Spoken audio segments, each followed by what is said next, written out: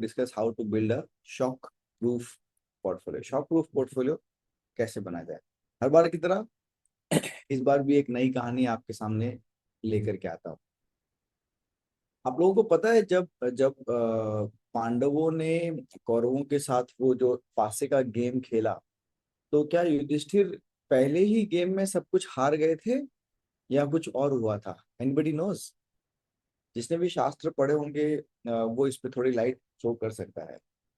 मैंने पढ़ा और मुझे ये जानकारी बिल्कुल it was a news to me. जब पहली बार वो गेम खेला गया तो उसके कई राउंड्स खेले गए और हर हर राउंड में पांडव एक एक करके एक एक चीज हारते गए। पहले अपना राज्य, फिर घोड़े, फिर अपने अस्त्र शस्त्र, फिर जवाहरात, फिर अपनी ट्रेजरी, फिर अपने भाई वगैरह सब कुछ।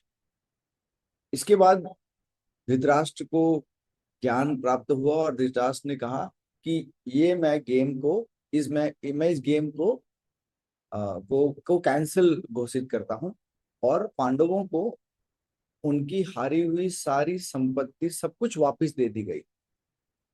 और वो सारी संपत्ति लेकर के हारे हुए पांडव हस्तिनापुर से बाहर निकल रहे थे। तभी आ, राज के कर्मचारियों ने दुर्योधन के कक्ष में ये खबर पहुंचाई कि महाराज ने पांडवों को उनका सारा राज्य सब कुछ वापस दे दिया है। दुर्योधन बौखलाते हुए अपने पिताजी के पास पहुंचा और पुत्र मोह में आकर के आ, वहां पे मामा शकुनी और दुर्योधन ने चाल रची कि आप उन्हें सिर्फ एक और गेम के लिए बुला लीजिए, एक बार और खेलेंगे, उसके लिए आप पांडवों को बुला लीजिए। और अब युधिष्ठिर मेरे निमंत्रण पर नहीं आएगा, लेकिन अगर आप निमंत्रण देंगे तो युधिष्ठिर जरूर आएंगे। पुत्र मोह में आकर के धृतराष्ट्र ने वापस निमंत्रण भेजा और उस वापस निमंत्रण के बाद में जब युधिष्ठिर वापस खेलने के लिए आए, उस एक खेल में युधिष्ठिर अपना सब कुछ हार गए और वनवास लेकर के वापस गए। तो जब हमें लग रहा था कि नहीं सब कुछ ठीक हो गया है, कल शाम को स्ट्रेट ऑफ हॉर्मुज खुल गया है, तेल के दाम 9% कम हो गए हैं, when we are thinking things are in the right direction, probably that is just the beginning.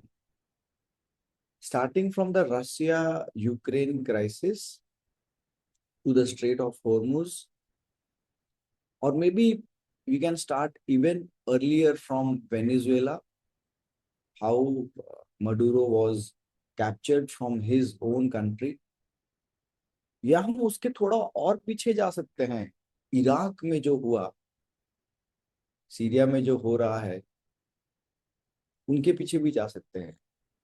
इन सारे मुद्दों के पीछे इराक, ईरान, वेनेजुएला, ये सारे मुद्दे जो जो शायद एक दशक से ज्यादा से चल रहे हैं, उन सब के पीछे सिर्फ एक ही प्राइमरी मुद्दा है। मैं एक नई किताब पढ़ रहा हूं अभी, चोक पॉइंट्स।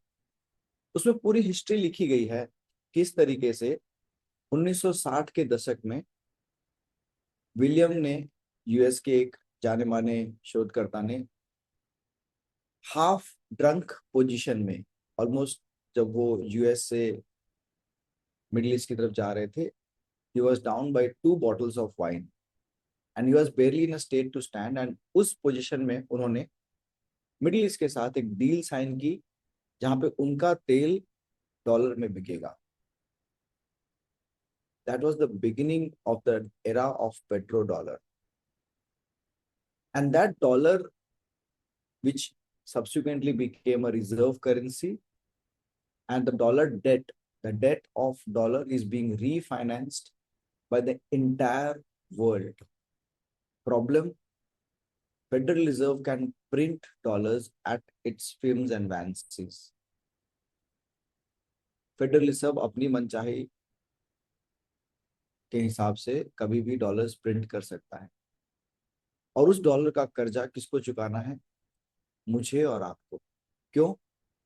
इसलिए चुकाना है क्योंकि जिस लैपटॉप से मैं आपसे बात कर रहा हूँ वो लैपटॉप इम्पोर्टेड है। ये घड़ी जो मैंने पहनी है, ये चाइना से इम्पोर्टेड है। ये लैपटॉप पे लगने वाला एक जो मल्टी फंक्शनल डिवाइस है, ये चाइना से इम्पोर्टेड है। ये बैग जो मैं लेकर के आ रहा हूँ, ये चाइना से मैन्युफैक्चर होकर के आया है। एप्पल के मोबाइल फोन्स, ये वन प्लस का फोन जो मैं अभी यूज कर रहा हूँ, इसके 90% पार्ट्स, मतलब 90% मतलब इसका जो कवर है, इस कवर को छोड़ के बाकी सारे पार्ट्स विदेश में मैन्युफैक्चर किए गए। जिस टेबल पे मैं बैठा हूँ ये विदेश में मैन्युफैक्चर हुई है। जिस टम्बलर से मैं कॉफी पी रहा हूँ ये चाइना से आ रहा है। दोस्तों हमारी इकोनॉमी आज के दिन भी तेल, कोयला, सीमेंट और इलेक्ट्रिसिटी का उत्पादन ही कर रही है। हमारी बढ़ती हुई मध्यम वर्ग की जनता के कंजम्पशन का जो ज्यादातर सामान है, छोटी दिवाली की लाइटों से लेकर के बड़े एसी, टीवी, रेफ्रिजरेटर तक हम इंपोर्ट कर रहे हैं। लोग मुझसे कल पूछ रहे थे कि क्या कोई शॉक प्रूफ पोर्टफोलियो बनाया जा सकता है। मेरा मानना है कि शॉक प्रूफ पोर्टफोलियो बनाना इम्पॉसिबल है। जब जब अर्थक्वेक आएगा तो वो अर्थक्वेक का इम्पैक्ट सभी मकानों पर होगा। जो मकान जर्जर होंगे वो जल्दी गिरेंगे, जो मकान छोटे होंगे, बहुमंजिला नहीं होंगे और और गाढ़ी नींव पर तैयार किए गए होंगे वो कम हिलेंगे। शॉक दोनों मकानों को बराबर लगेगा, लेकिन जो मकान बहुमंजिला नहीं है और गाढ़ी नींव पर तैयार किए गए हैं वो कम हिलेंगे। मेरे कहने का मतलब यह है, गाढ़ी नींव से मेरा तात्पर्य है एक प्रोफेशनल गाइडेंस के तहत बनाए गए मकान शॉक प्रूफ बनते हैं। और बहुमंजिला से मेरा तात्पर्य है ऐसे मकान जिनकी एक्सपेक्टेशंस बहुत ज्यादा नहीं है। जब बहुत ज्यादा हम अपने आप से एक्सपेक्टेशन रखते हैं तो हम ऐसा कोशिश करते हैं जो हमें हर साल 12% 15% रिटर्न दे, जो कि पॉसिबल नहीं है। तो यहाँ पे एक्सपेक्टेशंस को शॉक लगता है, उसके वजह से ही प्रॉब्लम होती है। आइए आज हम देखते हैं कि ऐसे शॉक प्रूफ सिनेरियो में जो अब शुरुआत हुआ है 1920 के दशक के आसपास, 1920s के आसपास, US came into substantial power. By 1960s 1970s US became the superpower. रे डालियो, जिनका मैं बार बार आप लोगों से जिक्र करता हूँ, उन्होंने कई किताबें लिखी हैं। लेटेस्ट है चेंजिंग वर्ल्ड सुपर पावर, ऐसा कुछ नाम है, नाम भूलिया मैं। But the objective of the book is कि in every 100 years the world super power changes. क्या हम एक सुपर पावर रेजिम चेंज के बीच में हैं? शायद हाँ। अगर हम एक सुपर पावर रेजिम के चेंज के बीच में हैं तो Iran, Iraq, Venezuela, Russia, Ukraine, ये सब शुरुआत है।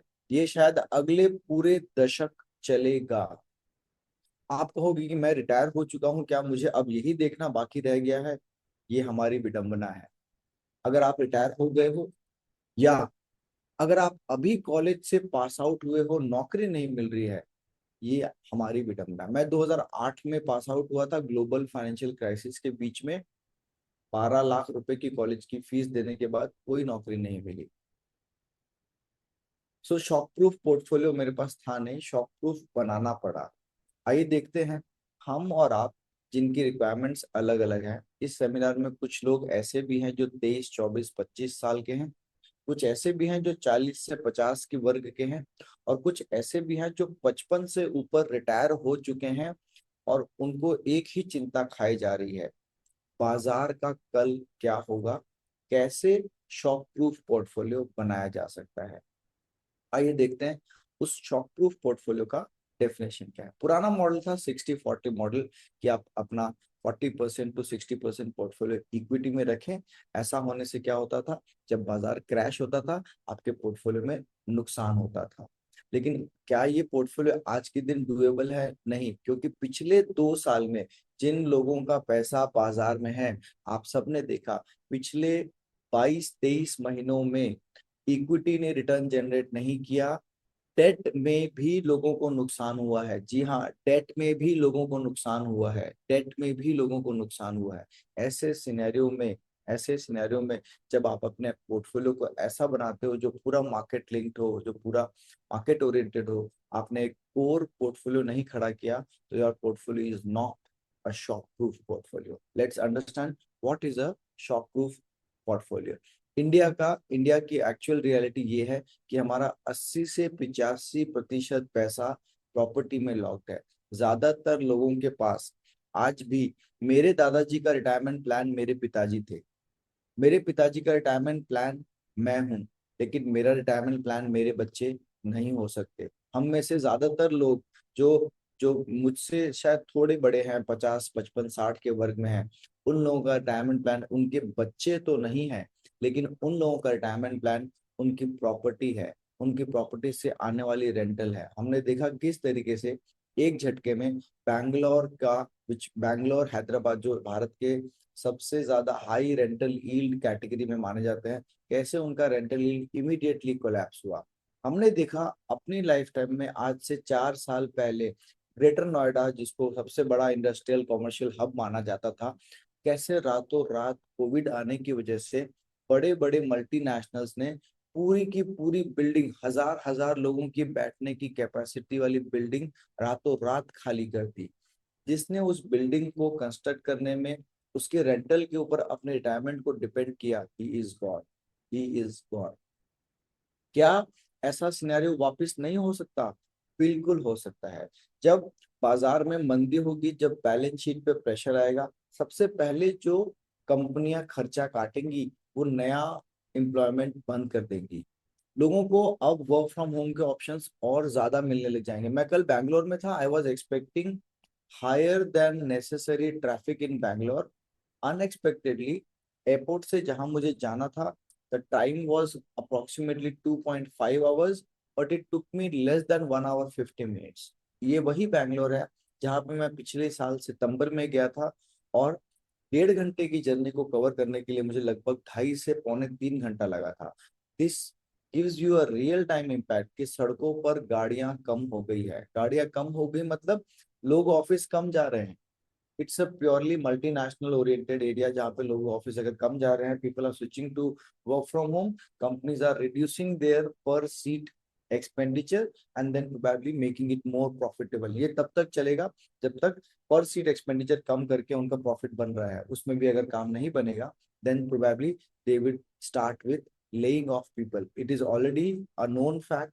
IT companies, IT sector as a total in the past 6 to 9 months have laid off more than 1 lakh people. It's a given fact. It's a given fact that uneducated segment के मुकाबले educated segment में unemployment rate 30% से ज्यादा है। आप सही सुन रहे हो। अनएजुकेटेड लेबर के मुकाबले एजुकेटेड यूथ में अनएम्प्लॉयमेंट रेट जरूरत 30% ज्यादा है। This are the beginning signs of withdrawing consumption in our economy. आपको जानकर हैरानी होगी, सौरभ मुखर्जी जो अभी बहुत पॉपुलर हो रहे हैं इंटरनेट पर अपने पैसे को विदेश में शिफ्ट करने के लिए, उन्होंने एक किताब लिखी है जहां पे उन्होंने पेज नंबर 98 पर ये डिस्क्लोज किया है कैसे इंडिया का हाउस होल्ड डेट इंक्रीज हो रहा है। You would be surprise to know, Indian household debt, India का घरेलू कर्जा, आपका और मेरा household debt today has cross the levels of US. That is the truth. जब इन्फ्लेशन की मार पड़ेगी, महंगाई की मार पड़ेगी, इंटरेस्ट रेट बाजार में वॉलेटाइल होंगे, इकोनॉमी में जीडीपी रेट कम हो जाएगा, जॉब्स जाएंगे, नए जॉब्स नहीं मिलेंगे, इंक्रीमेंट नहीं होगा, उसका सबसे पहला इम्पैक्ट इस हाउस होल्ड डेट पर आएगा। क्या ऐसे में आप अपने पोर्टफोलियो को बचा सकते हो? Possibly not. ऐसे में आपको क्या करना चाहिए? अननेसेसरी पैनिक में आकर के अपने पोर्टफोलियो को बेचना नहीं है गलत समय पे। ये जो समय चल रहा है, we are going into a long revolutionary phase where probably we will see a change in the world superpower. That is my personal biased understanding. You may take my words with a pinch of salt. I understand based on what I read, there could be a change in the world superpower. US independently may not remain as the world superpower. Okay, so US may be there, but there would be some other economies which also become superpower. Now this gives you a completely different perspective on dollar, और dollar के ऊपर impact होगा तो आज ये जान लीजिए, आज आप विदेशी मुद्रा में किसी को भी पेमेंट करते हो तो वो पेमेंट यूएस के किसी बैंक के थ्रू डायरेक्ट होता है. So that is a choke point on which US have complete control. अब तक यूएस का कंप्लीट कंट्रोल था पेट्रो डॉलर्स पे. अब क्योंकि कुछ पॉकेट्स में तेल का व्यापार डॉलर की जगह युआन या बिटकॉइंस में होने लग गया है, तो पेट्रो डॉलर का अगर दबदबा कम होगा तो यूएस की बैंकिंग के ऊपर दबदबा बढ़ेगा, because most of the transactions, international transactions are in dollar and via one of the US nationalised banks. तो इस मामले में सबसे पहली चीज जो आपको करनी है, पैनिक सेलिंग से रुके, रॉन्ग टाइमिंग के हिसाब से अपने पोर्टफोलियो को रीबैलेंस करने की हड़बड़ी ना करें. सबसे पहले ये कैलकुलेट करें कि आपके महीने का घर खर्च कितना है. We are going to talk about a very fundamental financial concept जिसको हम बोलते हैं कोर एंड सैटेलाइट पोर्टफोलियो. जो कुछ मैं आपको बताने जा रहा हूँ, this will be very simple, very simple. आपको कुछ लिखने की जरूरत नहीं पड़ेगी. हमारी कोशिश ये होती है हम कॉम्प्लेक्स टॉपिक्स को सिंप्लीफाई करके आपके सामने प्रस्तुत करते हैं, and we will try to do that again today. सबसे पहले एक कागज पे अपने महीने का घर खर्च, न्यूनतम, मिनिमम जो आपका घर का खर्चा है, what ever is the minimum expenditure you want every month, you should calculate. Don't put a random figure. Do not put a random figure. You will commit a mistake in this case. Put an actual figure. And while calculating this, you must take help of your counterpart, your spouse. You must do that. Most of the expenses, if you ask me, I probably have very limited idea of how much I am spending every month. But if I sit together with my wife, we will be able to identify a very accurate figure of my monthly household expenditure. Now, on a monthly basis, I spend money of lot on lot of things. So I pay my daughters and sons school fees. I pay tennis coaching academy fees. I pay rentals. I pay some money to charity. I pay a lot of money in eating outside on my apparels, etc. I pay money on my transport. I pay money on many of these things. Okay, I pay money on maintenance, servicing of vehicles, TV, AC, fridge, etc. I pay money to my house help, etc. I pay money to my security guard, gardener, etc. So these are broadly the expenses which I pay. Now there are certain expenses which are automatically paid, and probably I could not remember those. For example, Netflix का subscription automatically deduct होता है और वो मुझे ध्यान में नहीं आया जब मैं काउंटिंग कर रहा था. ऐसे और भी सब्सक्रिप्शंस हैं, जो स्पॉटिफाई का सब्सक्रिप्शन पॉडकास्ट का ऑटोमेटिक पे होता है, मुझे ध्यान में नहीं आया.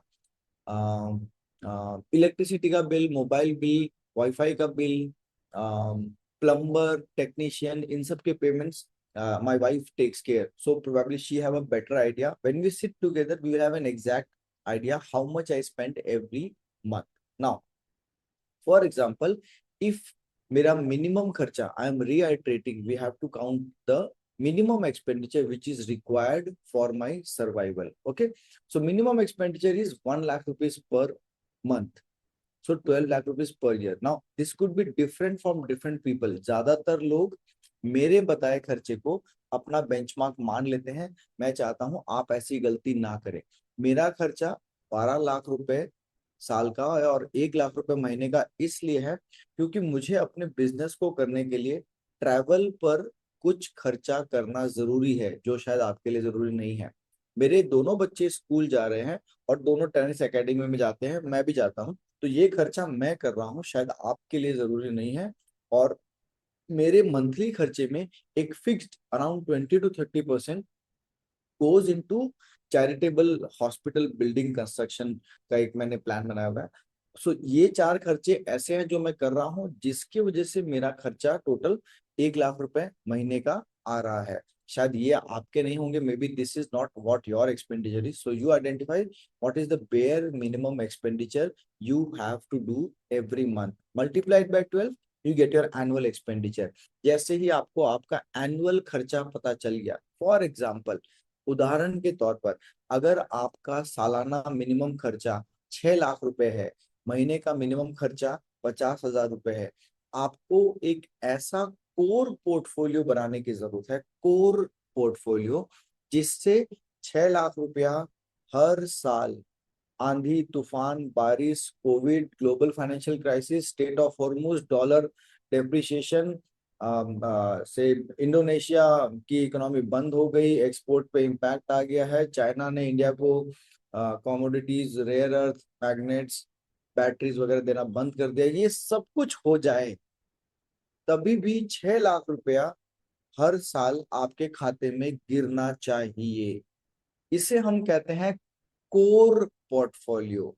कोर पोर्टफोलियो, ये पहली चीज है जो मैं आपसे कहूंगा, आपको एक कागज और एक पेन पर लिखना चाहिए। मैं आपसे निवेदन करूंगा कि आप इसे डिजिटली ना लिखें, सादे कागज पर कोर पोर्टफोलियो एक बार जरूर लिखें। जब आप लिखेंगे तो when you write it gives signals to our brain and the probability to remember will be higher. The probability to remember will be higher. If you do not have a pen and a paper, I would request you, go take on one pen, one piece of paper, plain white paper, and write down core portfolio.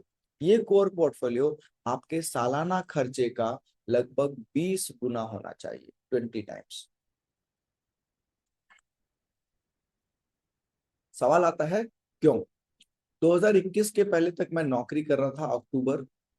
2021 अक्टूबर के बाद मैंने ये business शुरू किया। आप और मैं, हम दोनों जानते हैं किसी भी बिजनेस में पहले दिन से प्रॉफिट नहीं आता। किसी भी बिजनेस में पहले दिन से प्रॉफिट नहीं आता। No business generates profits from the first day.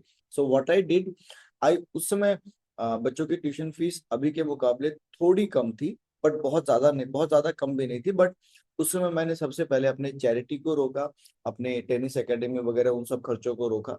So I brought down my expenses to like say 50, 60,000 because I'm paying rent also. Rent is a defined expenditure for me. तो वो मुझे पे करना ही करना है.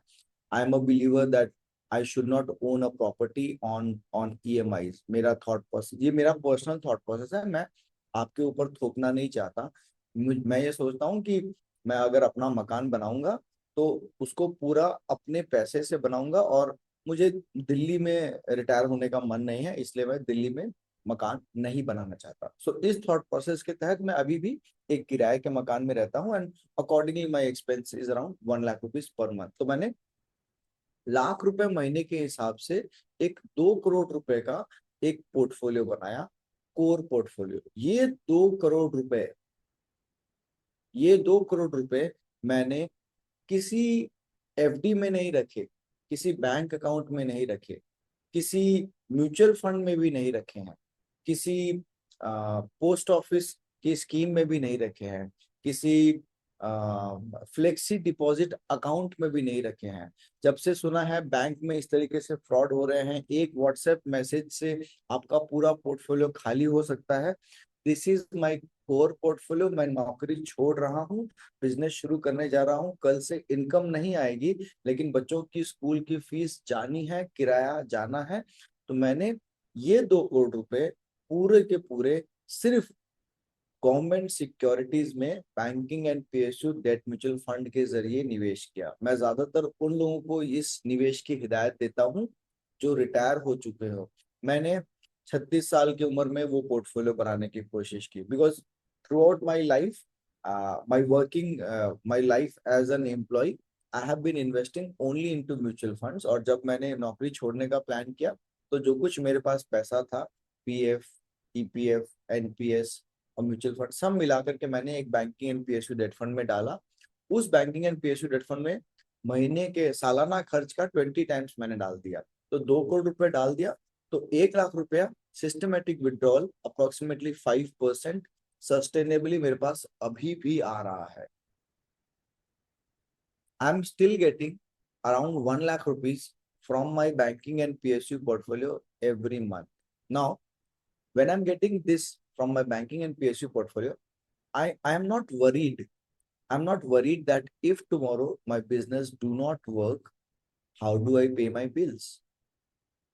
This, my dear friend, is the shock absorber in my personal portfolio. और ये मैंने खुद नहीं बनाया।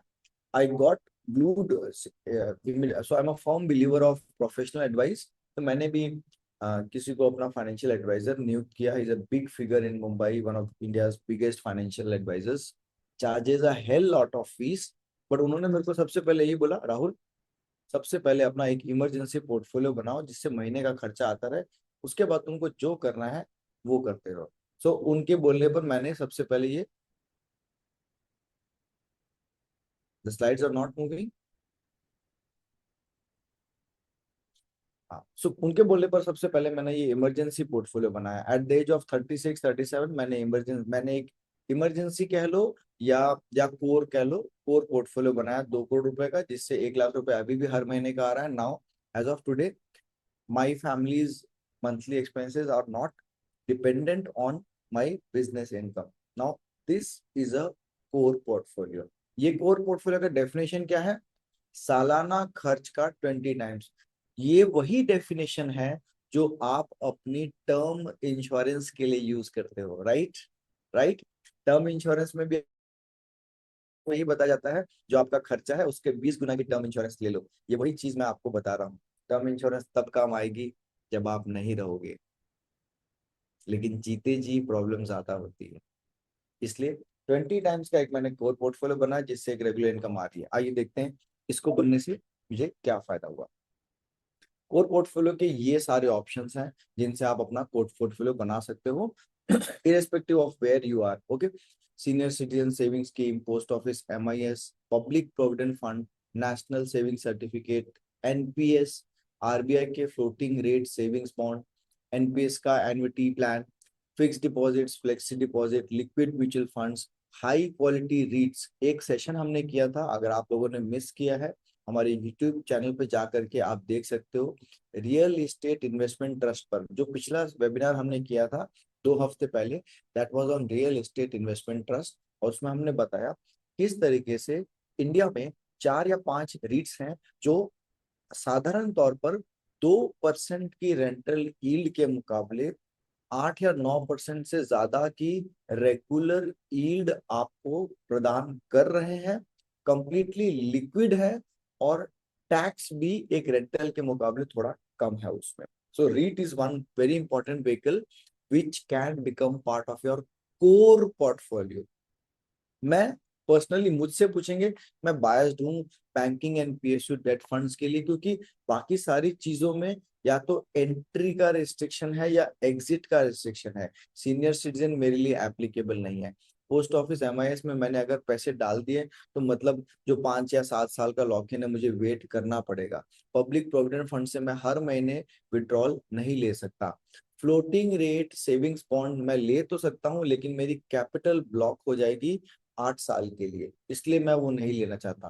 These are my reasons, your reasons may be different and you can make a choice out of this presentation will be shared with all of you after the workshop.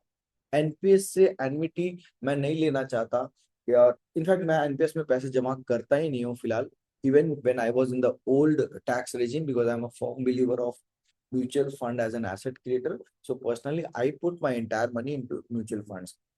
FD पर से मेरा भरोसा पूरा पूरा उठ गया है जब मैंने देखा लोगों के पैसे एफडी लिंक्ड सेविंग्स अकाउंट से फ्रॉड में पूरी रिटायरमेंट की सेविंग्स लोगों की चली गई। सो एंड बहुत सारे ऐसे अखबार में चीजें छपी जिससे I do not trust banking and FD anymore. जैसे ही मेरे बैंक अकाउंट में 10 लाख या 20 लाख से ज्यादा की रकम होती है, इमिडिएटली कॉल्स और मैसेजेस आने शुरू हो जाते हैं। That means the data is not watertight. There is infringement of my data from the banking channel, and hence I do not trust bank to keep my core portfolio. इसलिए मैं अपने core portfolio में banking and PSU debt mutual funds ही रखता हूँ। आप इनमें से कुछ भी रख सकते हो in a combination based on your suitability. Only target is आपका कोर पोर्टफोलियो सालाना खर्च का 20 गुना होना चाहिए। वंस दिस इज डन, तो जब आप शुरू करोगे, जब मैंने शुरू किया तो मेरा कोर पोर्टफोलियो करीब 2 करोड़ रुपए का था, और मेरा सैटेलाइट पोर्टफोलियो में कुछ बचा ही नहीं था। इनफैक्ट मैंने यहाँ पे एग्जांपल 25-75 का दिखाया है, बट जब मैंने कोर पोर्टफोलियो बनाया 2 करोड़ का, मुझे 30 लाख रुपए अपने पिताजी से बोरो करने पड़े थे कोर पोर्टफोलियो बनाने के लिए, राइट? तो मेरे पास उस समय सैटेलाइट पोर्टफोलियो कुछ नहीं था। सैटेलाइट पोर्टफोलियो क्या होता है? कोर वो जो कभी हिलेगा नहीं, जिसमें कभी नुकसान नहीं होगा, और जो मुझे हर महीने सैलरी की तरह इनकम देता रहेगा किसी भी सिनेरियो में। सैटेलाइट पोर्टफोलियो वो जो कोर के बाद जो भी मेरा पैसा बचता है, that I put into satellite portfolio. Satellite portfolio could be anything. It could be equity, it could be real estate, it could be gold, it could be non-fungible tokens, it could be cryptocurrencies, it could be global equity, it could be Mauritius-based alternative investment fund. It could be anything.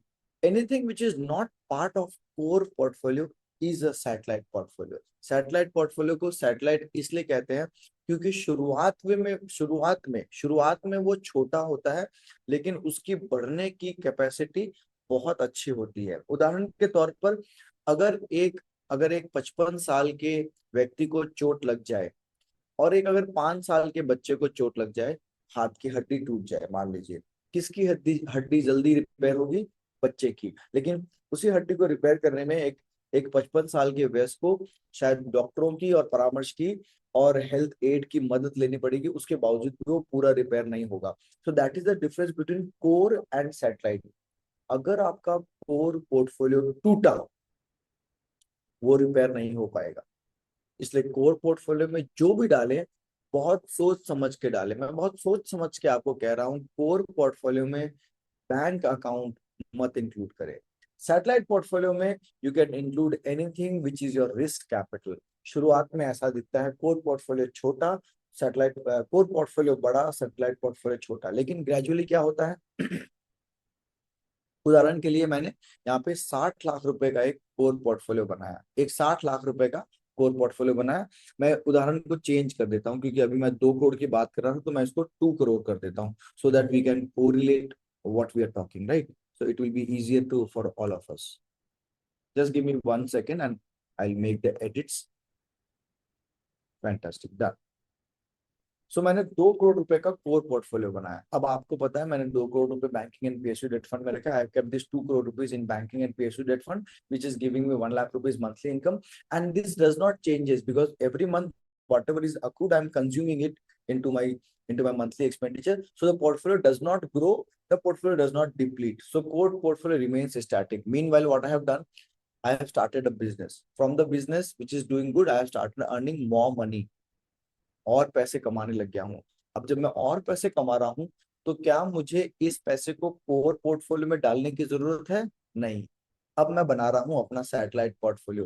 धीरे धीरे करके पिछले 5 साल में मेरा core portfolio 2 crore था, 2 करोड़ है, 2 करोड़ ही रहेगा। माई core portfolio is not increasing, but my satellite portfolio is increasing significantly.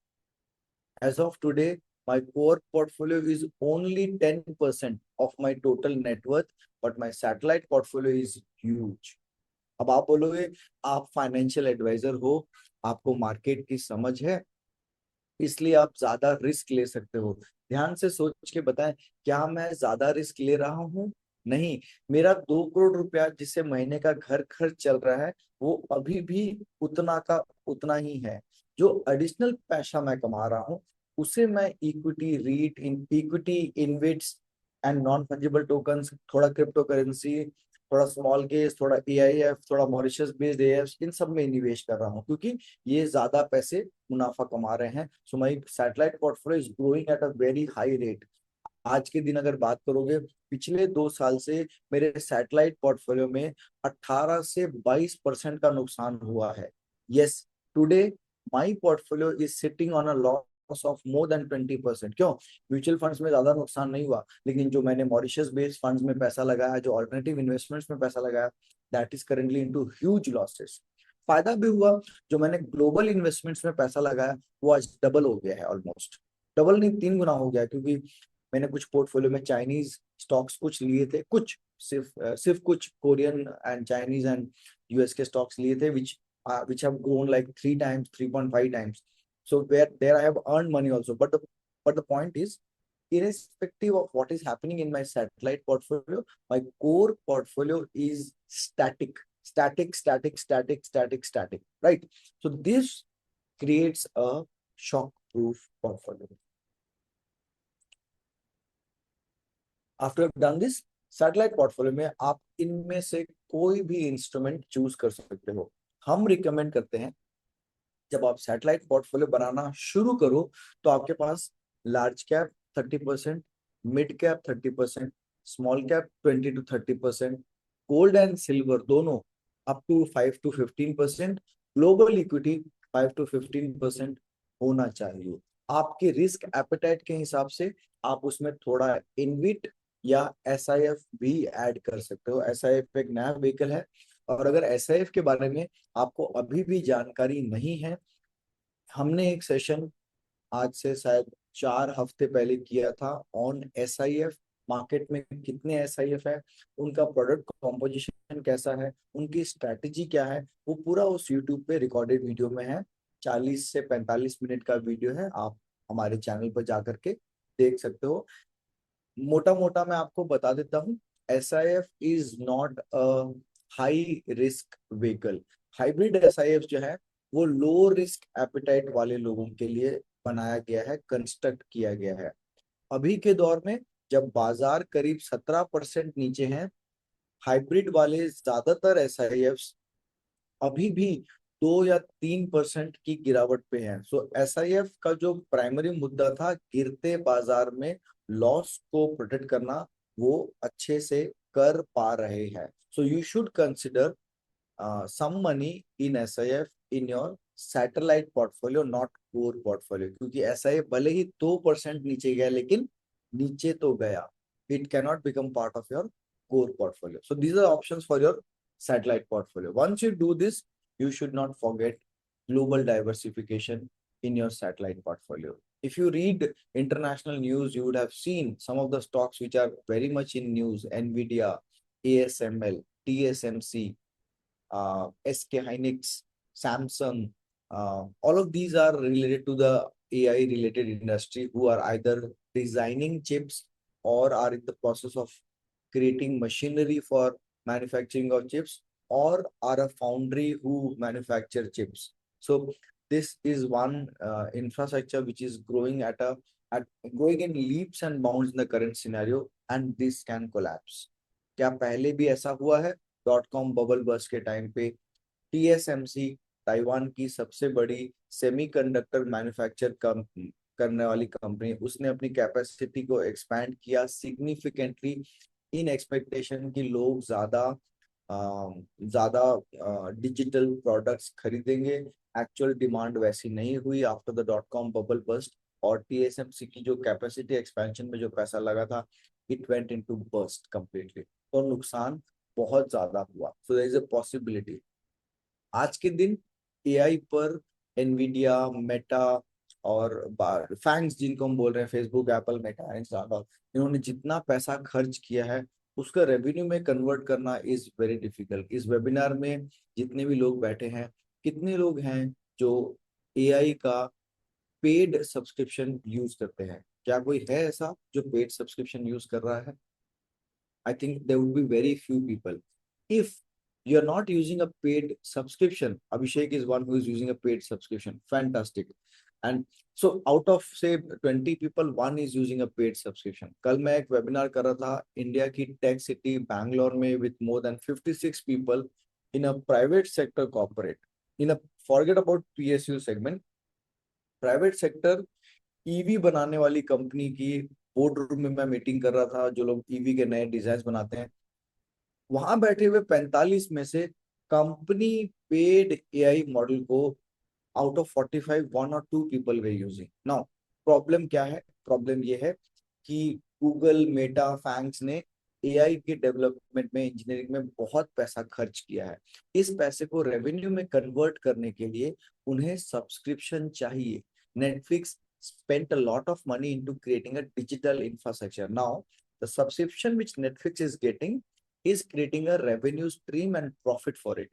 अगर गूगल को सब्सक्रिप्शन नहीं मिलेगा, क्लाउड को सब्सक्रिप्शन फीस नहीं मिलेगी, मेटा को सब्सक्रिप्शन फीस नहीं मिलेगी, ग्रोक को सब्सक्रिप्शन फीस नहीं मिलेगी, या माइक्रोसॉफ्ट का जो है परप्लेक्सिटी, उसको सब्सक्रिप्शन फीस नहीं मिलेगी, तो वो अपने एआई मॉडल पर और खर्चा डेवलपमेंट नहीं कर पाएंगे, and they will die out. So this is where the AI race can either make or break, make or break. That's where the global diversification in your portfolio comes into picture. When we create a global diversification of your portfolio, we are currently targeting on three sectors.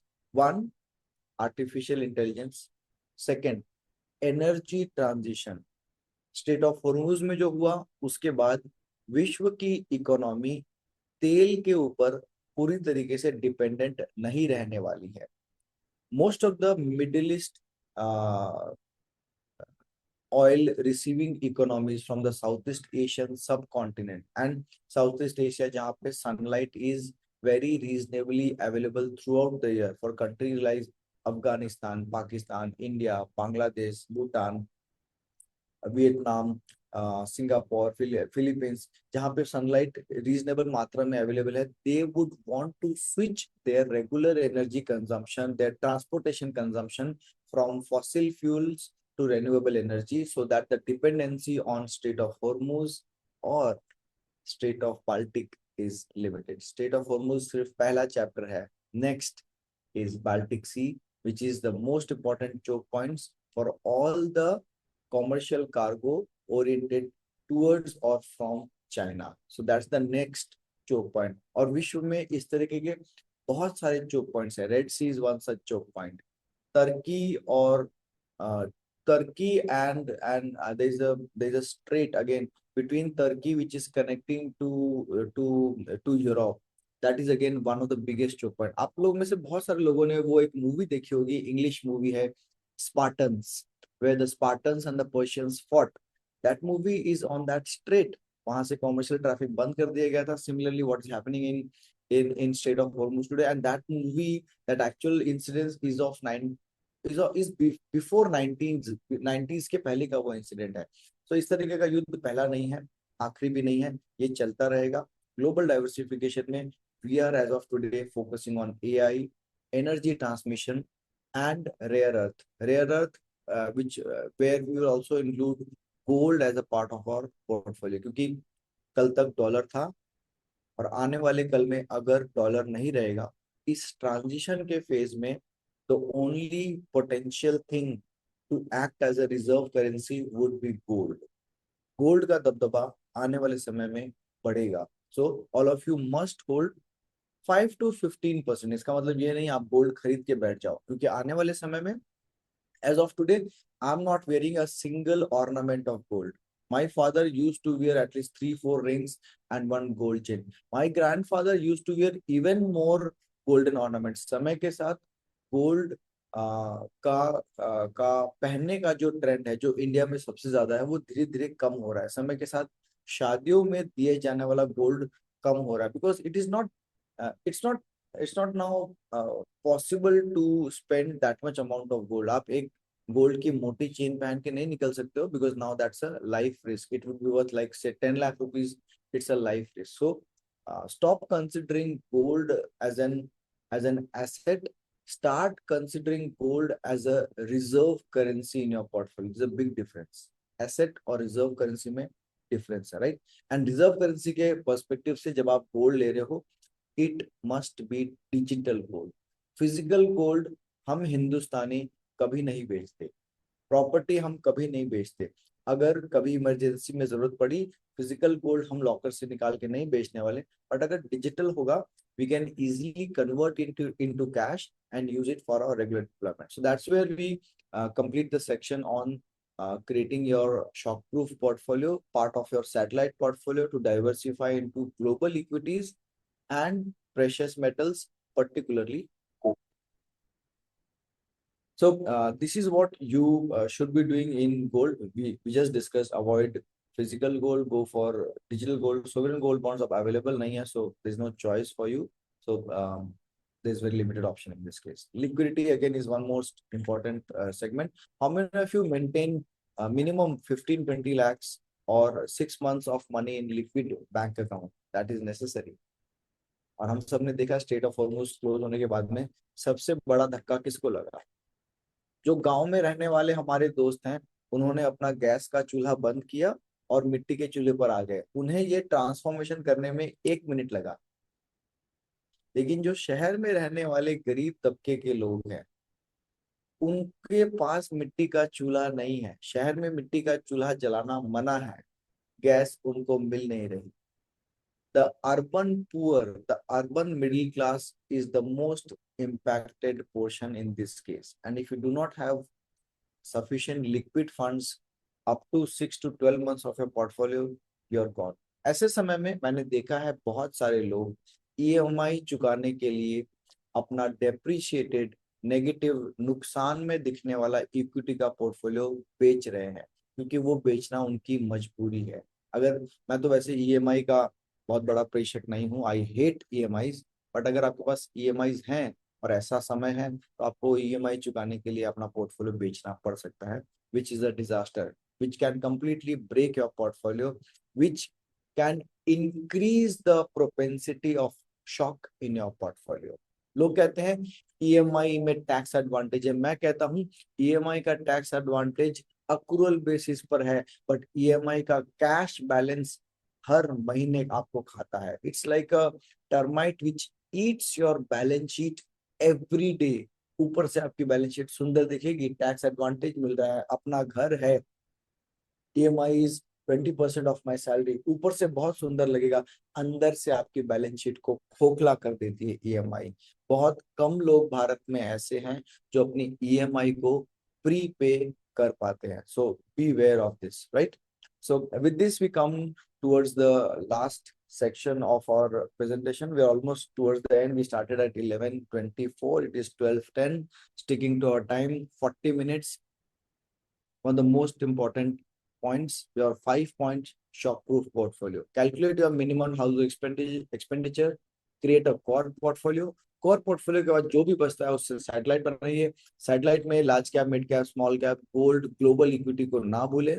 10 से 15% या 6 से 12 महीने का खर्चा liquid fund में बना के रखें। एंड इन सब के लिए द बेस, इस पूरे पिरामिड का बेस है, you should choose a qualified financial advisor. Now this may be biased from my side, but I will be biased over here because I firmly believe without a qualified financial advisor, you cannot manage this. Being a financial advisor myself, I still chose to work with a financial advisor because no doctor can operate his own child. No one has climbed the Mount Everest without a Sherpa. Sachin Tendulkar could not be Sachin Tendulkar if there was no Ramesh Tendulkar standing behind him. So the power of a Sherpa is enormous. Arjun इसलिए अर्जुन थे क्योंकि उनके गुरु द्रोणाचार्य थे. So the power of a qualified financial advisor, these are very important word, a qualified advisor, not a distributor, not a broker, not a commission agent, a qualified advisor. आप खोजेंगे भारत में NISM 10A, NISM 10B qualified financial advisor आपको मिलेंगे. मैंने लिखा है, this is the certification which is required.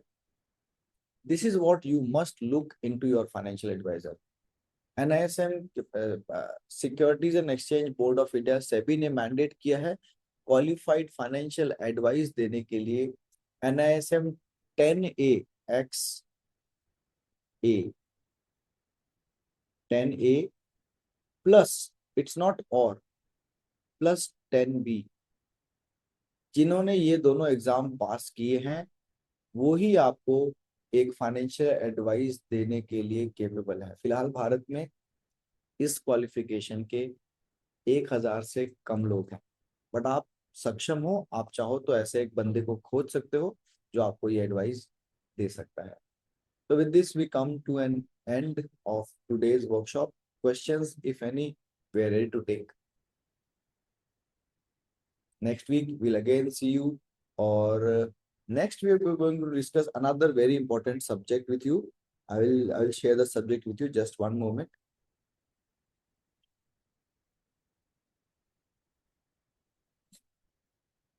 Next we are going to talk with you rupee depreciation का, रुपए के डेप्रिसिएशन का आपके ग्लोबल पोर्टफोलियो पर क्या इम्पैक्ट हो सकता है. क्या रुपया और डेप्रिशिएट हो सकता है? क्या रुपया अप्रिशिएट होगा यहाँ से? रुपए डॉलर के बीच में क्या होगा, रुपए की जगह पे कौन सी करेंसी ग्लोबल करेंसी बन सकती है, इन सब चीजों के बारे में we are going to talk in the next webinar. Abhishek लिख रहे हैं, can we do this certification? Yes, anybody is eligible for applying for this exam of NISM 10A and 10B. However, this is not a very easy exam, okay? And this requires what you say, uh, renewal every period। ये exam ऐसा नहीं है कि आप एक बार पास कर लो तो खत्म हो गया, आपको इस एग्जाम को बार बार रेन्यू भी करते रहना पड़ता है। इस एग्जाम का पर्पस है, security markets are dynamic, so they revise the curriculum, and as an advisor we are required to reappear for this exam at every period so that we have our updated knowledge of the changing market scenario। For example आज से 6 महीने पहले scenario completely different था, आज से 3 साल 4 साल पहले कोविड के टाइम पे सिनेरियो बिल्कुल अलग था, आज बिल्कुल अलग है। So for changing market environments you need to have such qualified people who are updated in their knowledge, that is very important।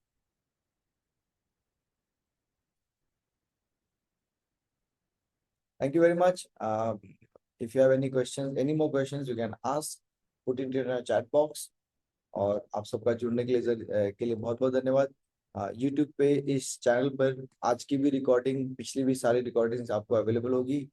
एक छोटा सा निवेदन है आप सबसे, एक गूगल रिव्यू जरूर शेयर करें। अगर आपको लगा कि हमने एक अनबायस्ड वे में, बिना किसी प्रोडक्ट के प्रमोशन के ध्यान रखते हुए आपको न्यूट्रल फाइनेंशियल गाइडेंस देने की कोशिश की है, तो ये हमारा गूगल का QR कोड है, गूगल रिव्यू। मैं आप सबसे निवेदन करूंगा, कंजूस ना बने, एक गूगल रिव्यू जरूर दें। I would request, so that we keep on doing such good stuff for people like you, so that we keep on educating the real Bharat. Thank you very much, आप सबका बहुत बहुत आभार।